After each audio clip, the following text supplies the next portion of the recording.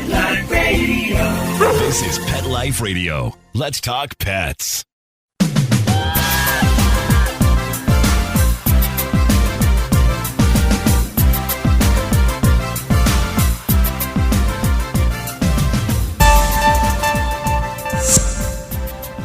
The latest headlines regarding Mink and the novel coronavirus may have slipped under the radar for some news outlets, but for others, it was front-page news. Unfortunately, it's even causing serious concern among experts.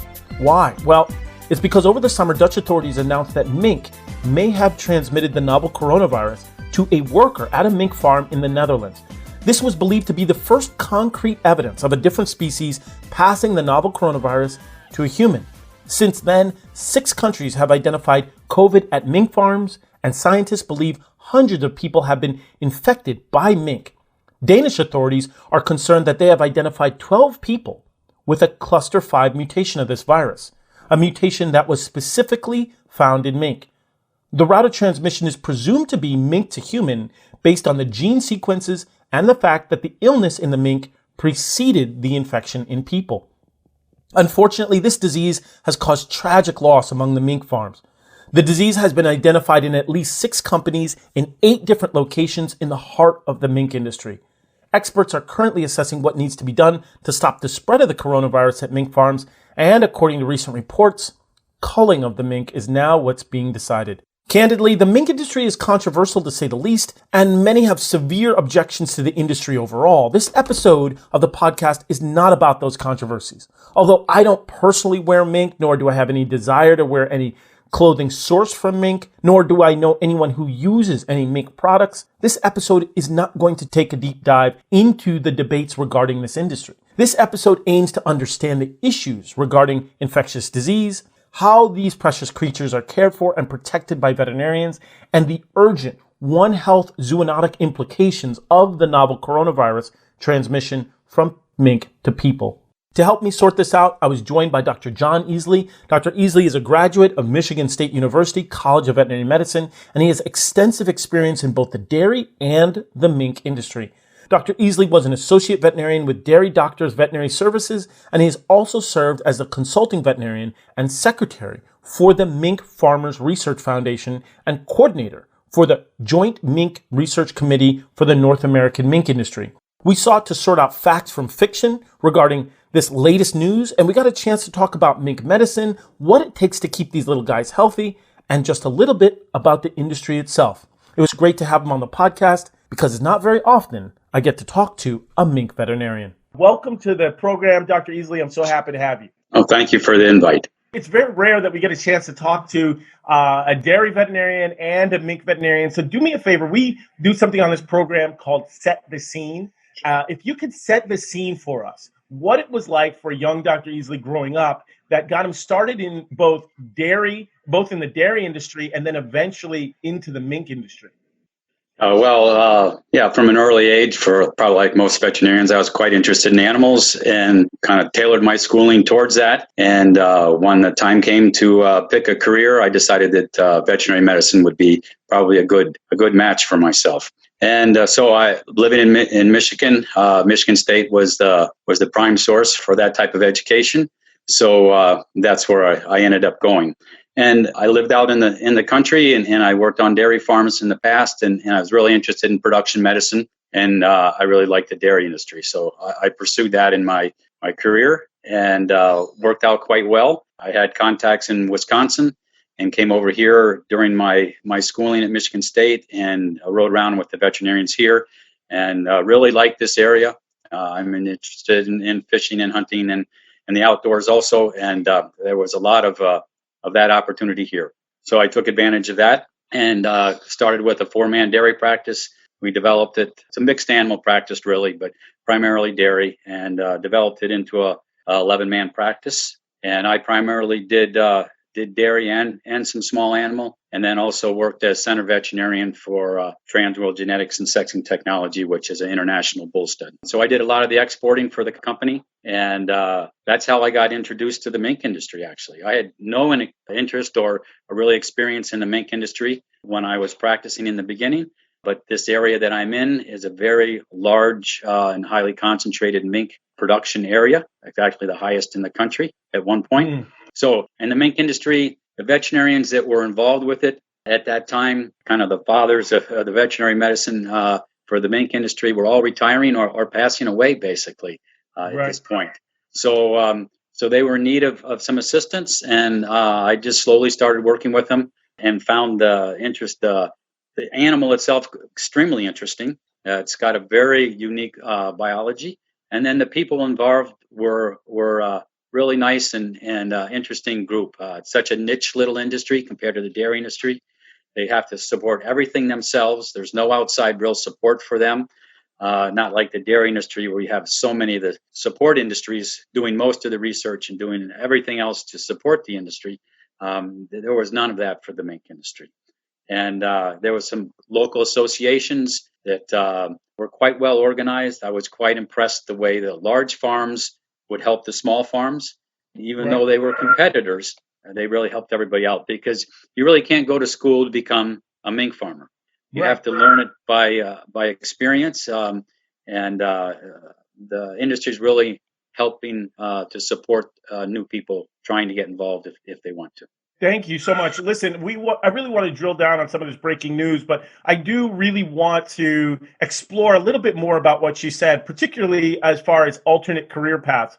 I want to ask you two questions, one about dairy, the other about the mink industry. As far as the dairy industry, you said you really got interested in dairy. I had an opportunity to work in a dairy unit at University of Delaware. We were going to the dairy industry 12 hours apart to milk and a whole bunch of other tasks in between. 5 o'clock wake ups, 5 in the evening, milking time. So, it was full speed, 100% of the day, no doubt. One of the hardest jobs, one of the hardest days that I've ever put in was those 12 weeks, 16 weeks on the dairy unit. What is it about the dairy industry that you love so much? And was it at all off-putting, the grueling nature of the industry? Well, as a veterinarian, I'm not directly working on the farms, but what you alluded to is very true. People don't realize that the production of dairy products is twice a day, every day. 12 hours, 7 days a week. We had There's bankers. No days off. There's no days off. We had bankers come in and to look at farms to help support them and said, well, that only adds up to 48 hours or 60 hours. So no, we're doing it, 7 days a week, not 5 days a week. It's a commitment. It's a life experience for these people to do. So, and that's quite impressive. And there's quite a diversity. Same thing with the mink industry. There's very small family farms in the area I'm at. It's extremely strong dairy area.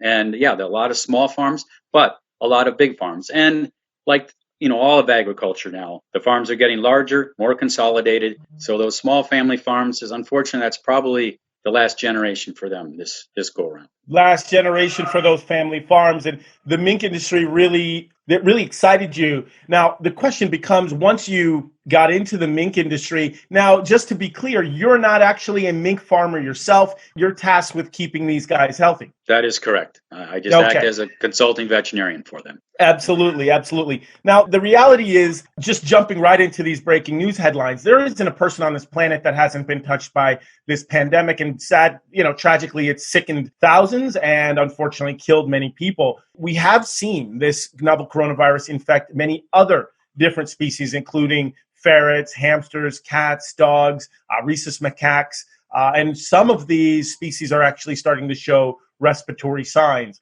And so the question I have once I saw this headline was that mink are now showing that they're infected with novel coronavirus to a large degree. That may not have been shocking to some, knowing that ferrets particularly are susceptible. But I think what caught a lot of people by attention was the idea that mink could transmit it back to humans. What's your understanding of this story? And has there been a lot of talk in your industry about these headlines? Well, of course, it's the major talk of the industry right now. And primarily, we knew mink were going to be susceptible because we were using mink as a model for the SARS and the MERS research back a few years back. So there was a high sense of that. Obviously, this started in China. China produces a tremendous amount of mink. They were very cautious and looking into what could happen. They have not diagnosed any farms in China at this point that I know of. Interesting. The first ones were in the Netherlands. And yeah, those were two farms relatively close to each other and in a high area of COVID-19 infection in people. In those two farms, there were employees or owners that were already infected with COVID-19. And then, then the mink started showing respiratory problems, just a small percentage of them. And they did diagnostic work and determined that, yes, they were positive. The Netherlands is in a unique situation in the way the government is reacting to this. They have already had determined that they were going to ban the farming of mink in the Netherlands by the end of 2023. So keeping that in mind and the extent of the infection throughout the farming community, what they had done is decided that they were going to, once it was determined that these two farms were positive, they would test at every farm in the Netherlands, which was about 125 farms, 60 animals on each farm, randomly selected. Did PCR testing on them, and they found initially another 6 or 7 farms. So that gave us a total of 9. So at that point, they decided that culling would probably be the best avenue for them, knowing that the farms were going to end in 2023 anyways. So there was a different political approach to it than there is probably going to happen in the rest of the world at this point. So at this point, they continue to do testing. Every farm has to submit up to 5 casualties every week. Those are tested. And then, so that's their surveillance program. I think they're up to 17 or 18 farms. 18 farms. That is correct. And they're continuing to do this. So it shows that the mink are, and from the studies that they did on, especially on the 2 farms in the beginning, because they were able to monitor those farms for an extended period of time compared to the ones now. Once they've established their policy, they're culling them right away. Those farms were in existence for another 4 to 6 weeks. So they could watch the progression of the illness in the mink. And it seems to spread extremely rapidly through a farm. And with minimal clinical signs, mostly kind of mimicking what we see in people. There's a lot of asymptomatic carriers. And then knowing what we know from the serological testing and the PCR testing of not only the mink, but the environment that the mink are in, it seems that they clear the virus relatively quickly, within 3 to 4 weeks throughout a herd. So that type of information is very important for the rest of the mink industry throughout the world to understand how maybe we can address these diseases if they do break out on other farms. At this point, there's been 2 farms that have been found to be positive in Denmark. The mink industry is very large in Denmark. In Denmark, they have 1,400 farms. 1,400 farms in Denmark. Yeah. Wow, that is tremendous. You know, I wanted to drill down on that because I don't think that a lot of people understand just how large the mink industry is, either in the Netherlands, in Denmark, and as you said, China outpaces both those countries for mink production. Why do you think that is? That it's not as ostensible and obvious as other production industries like chicken, beef, those other industries? Well, it may be that, again, it's a niche industry. It's not a food consumable, so people aren't directly involved with it. It primarily is a luxury product that's being produced. And in some countries, the fur is used as a normal staple for wearing for warmth. But in the majority of the world, it's primarily a luxury item. So, but it doesn't touch everybody, whereas poultry and meat and dairy does. Totally makes sense. Totally makes sense. You had emphasized just in discussing the treatment or prevention and mitigation strategies revolving around novel coronavirus that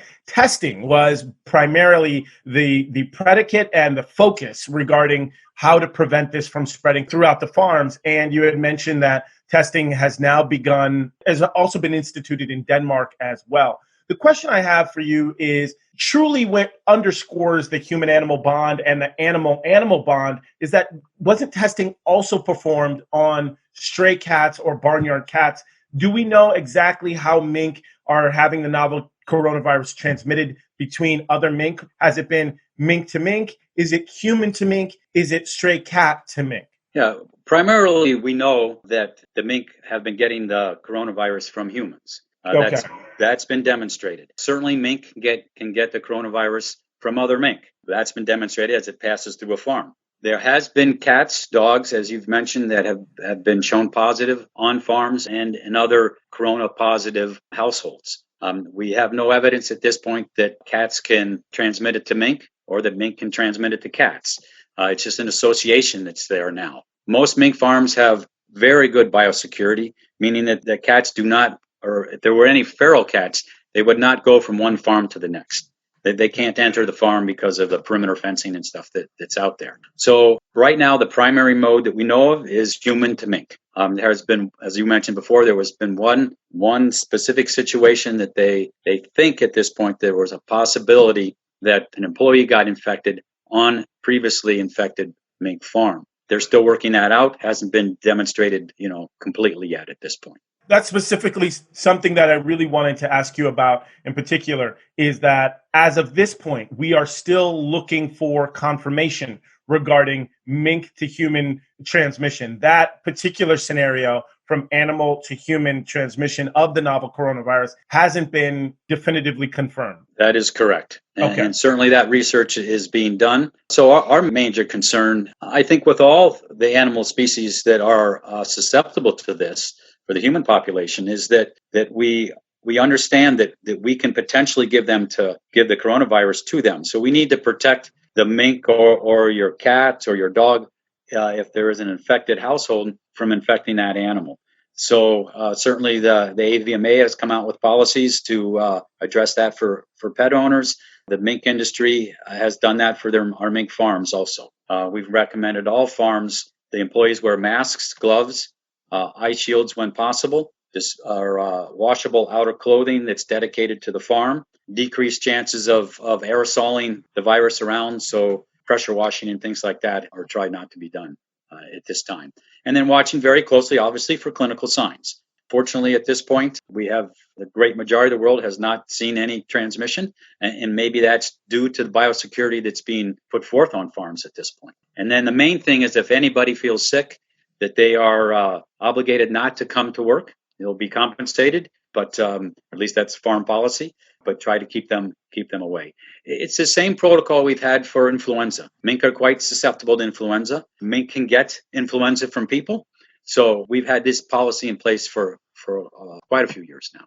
It's so important because we have really tried to reinforce the concept and the mitigation strategy that social distancing or physical distancing includes your pets as well. For those listening who may obviously not have mink as a companion animal, as a companion in their home, part of their families, but they do have ferrets, your recommendations for those ferret parents or those ferret owners is similar to your recommendations regarding mink. Is that true? Oh, certainly. And probably even more so because you're in much more, if it's a pet, ferret or cat or whatever, usually in a little bit closer contact than you would an employee be with the mink. So yeah, I think you should be taking precautions. And especially if you're a known positive household, I would highly consider having someone take care of your cat for the next 2 to 3 weeks until you can clear yourself of the virus. Hopefully. Yeah, absolutely. It is incredible because not only are companion animals and our pets at home a bolster for our emotional constitution during this quarantine time, but we also still want to have that connection with our friends and family. And so that truly underscores this human animal bond. One other disease or one other question I wanted to ask you in regards to the human animal bond is what protections do workers in the mink industry have to undergo when we're not in the middle of a pandemic? I'm specifically referencing Aleutian's disease and any other diseases that mink workers or mink farmers have to make sure that they protect themselves both from getting ill or making mink ill. What protections are in place in the industry for them? Well, I think in any confinement production animal agricultural model, the protocols are pretty much the same in that depending on the disease that you're dealing with, try to limit the introduction of animals, and those animals need to be tested, quarantined, and then retested again so that you're making sure that you're bringing naive and healthy animals in. That's critical. That's the most common way that these animal diseases get spread is between animal to animal. But the other thing is a lot the same that we talked about before with the coronavirus is that we're trying to limit the amount of introduction onto the farm. And so that means limiting visitors, questioning visitors that come onto farms, giving them disposable coveralls, boots to try to mitigate any potential spread there. And then for farm employees and owners, They have to basically follow the same scenario, but they're using work dedicated outerwear and then keeping very good perimeter biosecurity in place. Some of the diseases can be wildlife borne, so we want to make sure that we keep the wildlife out. And then also that if there's always a potential that if a mink farm would be infected, we wouldn't want to infect any wildlife that would be in the area. So we want to make sure we can contain any potential infection within the farm perimeter. Let's talk a little mink medicine. As a veterinarian, and as you previously stated, you're not a mink farmer yourself. You're tasked with keeping these little guys healthy. Little mink medicine, number one, what is Aleutian's disease for everybody who's listening out there? Aleutian disease is a parvovirus, and that means that it is also quite resistant in the environment. And it is somewhat of a chronic disease. It's not very acute, so there can be many infected animals showing no clinical signs whatsoever for many, many months. Wow. So survey testing is very important if you're moving animals back and forth, but also if you're in an endemic area. I would say probably at least 50% of the world population is Aleutian disease positive now. I'm so sorry. Let's repeat that one more time. We got to drill down on that. 50% of the world's population, you mean of mink, correct? Of mink. Mink are Aleutian's disease positive. Yes, and that's because it's been in existence and known in the mink industry for probably 60 years now. And so in the beginning, people didn't understand what it was. So they've slowly selected for mink that are tolerant to the virus. Got it. So like many diseases that we have and also in animal agriculture, they can be infected with the disease, but it's not causing any clinical signs or pathology to them. So they live with the disease. But that does restrict and is a source for potential infection to naive herds. So there has to be, again, this very good biosecurity so that you can prevent infections.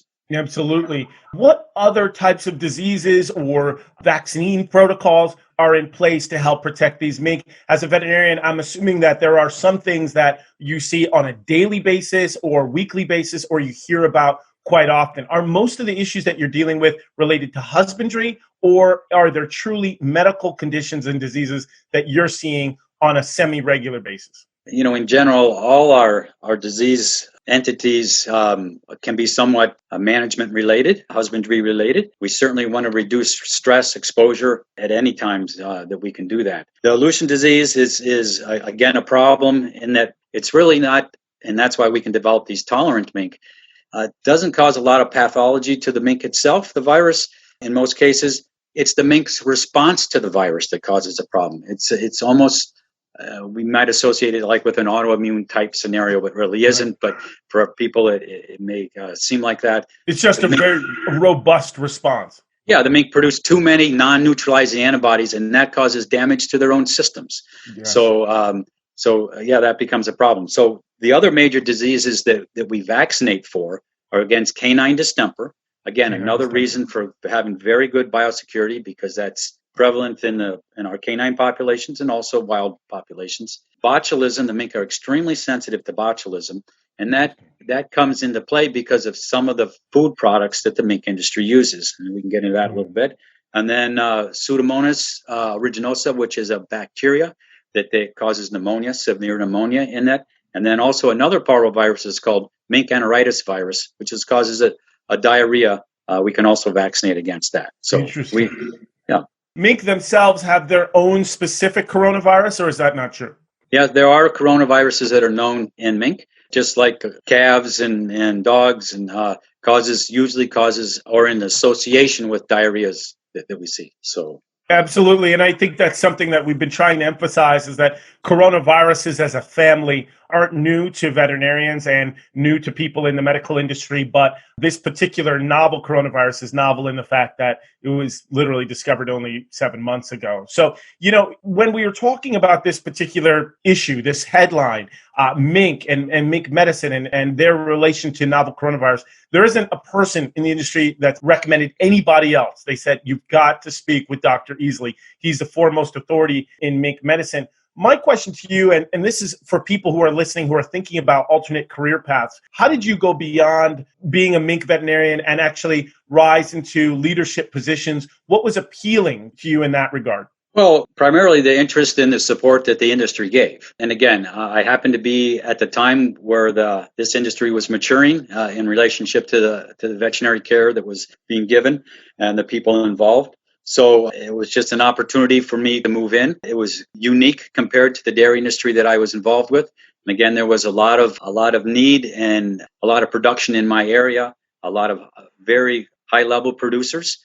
So they were very encouraging, and the more I got involved with it, the more interesting it became. Again, they're biologically very unique creatures, and the industry was just very supportive. So yeah, it was a nice match for me. It gave me a chance to try something different, like which is great in our profession of veterinarians. There's many different career paths you can follow, and you can change at any time also. Fantastic. You keep mentioning that the mink industry is very interesting. Give us just I would say your top five, but let's keep it at one. What's your top reason why you find the mink industry so interesting? I think it's because of the people that are involved with it. Okay. They're very unique. Again, they have to be resourceful. They have to be self-motivating because they have to do everything themselves. All the research that we do is done on their expense. They have agreed to put out a pelt assessment.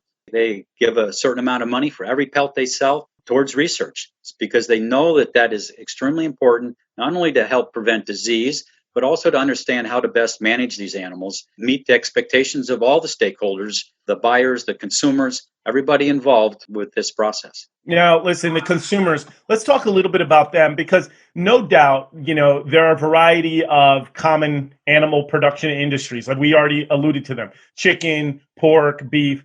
But the mink industry, my assumption is that there is plenty of controversy surrounding that industry. And I'm sure being in the mink industry as long as you've heard of a lot of these controversies. What are the most common controversies you hear, and what is your response to them? Because not only have you been in the mink industry, but you've also been in other forms of the production industry, animal production industries. And I'm not sure exactly how it all started. It was probably before my time. This industry produces primarily a luxury item. And I think it initially started as that should we be raising these animals just for a luxury item? And I think that goes back to the broader question of should humans be using animals in general? I believe as long as we are taking care of them correctly, trying to understand how we can manage them correctly so that they have a good environment to live in. We're giving them quality nutrition. We're keeping any unknown or unneeded pain or stress out of their lives. Plus, we are in these confinement animal operations that we have. We're not raising wild animals. We've taken those animals from the wild and over many generations basically domesticated them or designed them through our breeding and our genetics to be able to thrive and do quite well in the management systems that we have at this point. And that makes sense in the in what you're saying is in the larger concept of should we be using animals at all in any sort of production sense. And that leads me to ask you, what are the most common misconceptions about the mink industry? Well, I think that probably that it's an unregulated industry, that people don't take good care of the animals or don't have good, high quality, state of the art type management, and that is very untrue at this point. In fact, the mink industry was one of the first, if not the first, animal agricultural model in the United States to have a herd certification program for welfare. It started back in 1985. So, and that's been continually updated through the time period. And our last update was just last year. The mink industry was one of the first industries, you said, to get a certification for welfare? That is correct. That's correct. And they've developed on that all through the years here. And not only here in the United States, but in Canada, Europe, there are complementary programs to demonstrate that there are high quality, state of the art management techniques being used. There's research being done all the time how best to manage these animals and what they need. We've got third-party certification programs, auditing programs for those welfare certification programs. So that shows that the industry is very dedicated to being extremely responsible, to the needs of the animals, and then also the concerns of the public and our consumers in general. Sure. One more question about the industry itself, and this is probably out of your purview. Politics is out of your purview. But if you wouldn't mind opining or give us your opinion about the Netherlands disbanding mink farming at the year 2024, discontinuing all mink farming by 2024. What is behind that? Do you think it's because of some of the controversies you and I just talked about? And what's your opinion about them banning it? Well, again, I'm not directly involved with that, so it's really hard to speak to that. Sure. But yeah, I think that talk and then the purpose and the push to have a ban was motivated by people that disagreed with that type of farming. And their types of government they have coalition governments. So there's small groups that combine to form a government. Well, sometimes there's concessions given back and forth as to what they'll allow and what they would like to have happen. And so the greater group decided that some smaller groups' agendas were worthwhile to pursue so that they could become part of the group. That's the way it really got into play there. I just wanted to delve a little bit into the mink industry because I don't think, number one, I am absolutely learning about it as you're talking and hanging on every word. But I think a lot of other people weren't either aware there was a mink industry or don't know some of the details regarding it. So I appreciate you just explaining and elaborating a little bit on it. But listen, let's jump right back to the mink. You've been around these lovely animals for decades. Like other mustelids in the same family as weasels, badgers, otters, ferrets, martens, wolverines, right? Wolverines are legendary for their appetite and for how voracious they can be. What are some of the characteristics about mink that you so thoroughly enjoy the most, either personality or, as you said, physiologically? Well, I think both. They're interesting creatures both ways. They're inquisitive creatures. They respond to people. There are some people that have tried to keep them for pets, but they really haven't been bred for that at all, not like a ferret has been. But one of the unique things is their biology. They're on an annual cycle. Their biology is primarily controlled by the amount of sunlight that they perceive. So all the breeding and the reproduction is all centered around that. And then later in the year, their furring process. So they're very unique. They utilize a lot of human food chain byproduct is what's fed to them. So we'll take a lot of things that potentially been destined for landfills and be able to utilize them in the mink industry to produce a very high quality, high protein diet that they obviously do very well on. Sure. Sorry to interrupt you, but literally it's almost like you read my mind because I was just about to ask you, what do mink eat? And is that also related to their susceptibility to botulism? Yeah. So mink primarily eat, again, human food chain byproduct. And that can be many different components, kind of depending on where you live or where you are in the country and what type of products are being produced. So anywhere from dairy here, I'm in the Midwest. So we actually can feed cheese to mink. And then out on the coast, they feed a lot of fish. If you're near cattle slaughter plants, we use slaughter byproduct, poultry byproduct.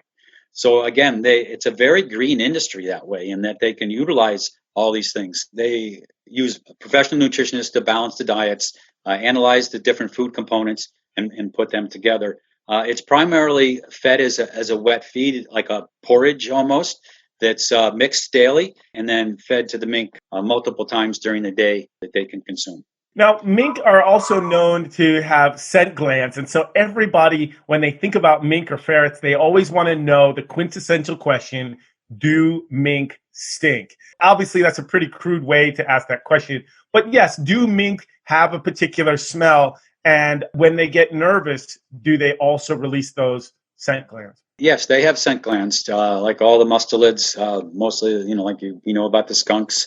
So yeah, there is an odor associated with it. But there's odor associated with all the different agricultural things, and it becomes very particular, but also you become very adapted to it. If I am in a mink farm, I don't smell it, but I come home and my wife said, "Oh, you've been on the farms again today." Right. Whereas, if you're associated with it, you don't smell it as much. But sure, there's an odor involved at times, and in the majority of the times when you're handling them, there's no expression of their scent glands at all. Only if they're been highly stressed or something along those lines. Right.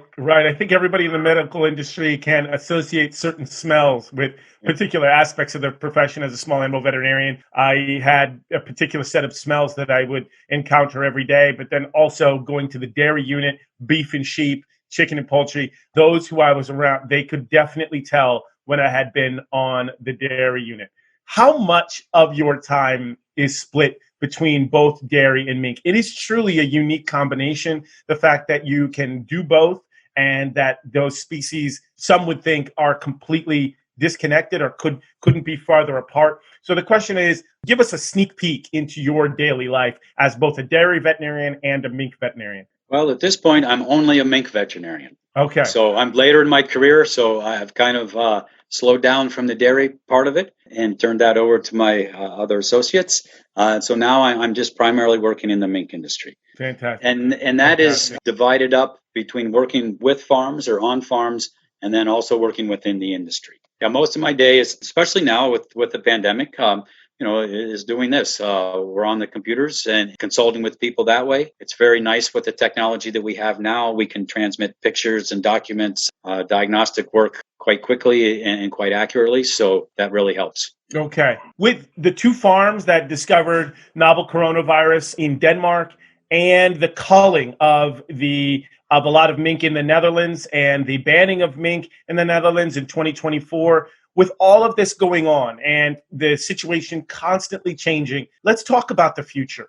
With the 2 farms in Denmark that were discovered to have novel coronavirus and the culling of mink in the Netherlands and this pandemic that we're all wrestling with, where do you see yourself in the mink industry in the next 10 years? And where do you see the industry itself going within the next 10 years? Well, I think the mink industry is following the rest of animal agriculture in that is consolidating. We're getting smaller number of farms, but larger farms. They're able to react to the economic situations that have developed because of this. In general, the majority of the fur that's sold and consumed is in China. So that is our major market. And so as China goes, this industry will go.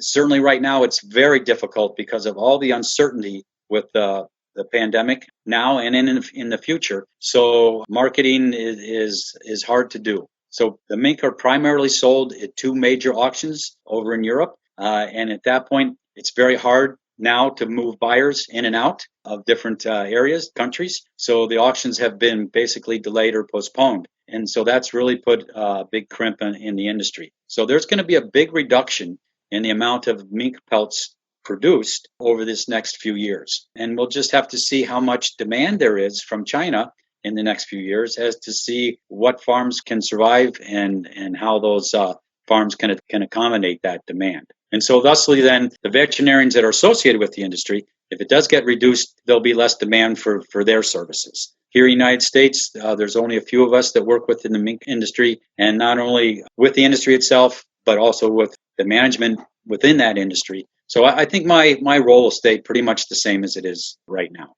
Okay. And last question is something I meant to ask you a little bit earlier, but as far as the production side of things, you did mention, and we talked about mink being a luxury item and the controversy surrounding that. Is mink production, are there any other resources that mink have in the industry or are being used for? Yeah, the mink oil that's produced from the mink fat at pelting time, that's used for skincare products. The leather industry uses it in their processing, also for weatherproofing things. The carcasses are used for fertilizer, for protein meals. In some areas they use them for crab bait. So there's multiple ways that the animal is being used other than just its pelt.